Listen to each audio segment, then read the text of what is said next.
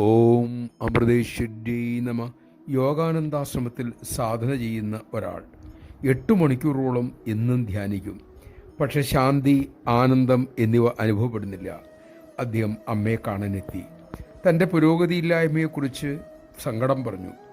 അമ്മ അരുളി, മോനെ, നമ്മുടെ സത്ത തന്നെ ശാന്തി സ്വരൂപമാണ്, നിശബ്ദതയാണ്.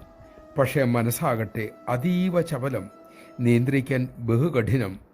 മോൻ ക്ഷമയോടെ സാധന തുടരുവാൻ നിശ്ചയിക്കൂ. മറ്റൊരു കാര്യം, ധ്യാനം എന്തെങ്കിലും നേടാനുള്ളതല്ല, അഹന്തയെ അകറ്റാനും ഈ നിമിഷം ജീവിക്കാനുമാണ്. പുരോഗതിയെക്കുറിച്ചോ നേട്ടങ്ങളെക്കുറിച്ചോ പരിഭ്രമിക്കേണ്ട. ഈ നിമിഷം സുഖമായിരിക്കൂ. സത്യം സ്വയം മോന് വെളിപ്പെടും. നമസ്കരിച്ച സാധകനോട് അമ്മ അരുളി, മോനെ, ആത്മാവിലേക്കുള്ള യാത്ര എളുപ്പമല്ല, പക്ഷേ അത് അമൂല്യമാണത്. വിശ്വാസത്തോടെ സാധന തുടരൂ, മോനത് ലഭിക്കും. നമഃശിവായ. ശ്രദ്ധയോടെ ക്ഷമയോടെ സാധന തുടരാൻ നമുക്ക് കഴിയട്ടെ. അതിനായി അമ്മ നമ്മെ അനുഗ്രഹിക്കട്ടെ.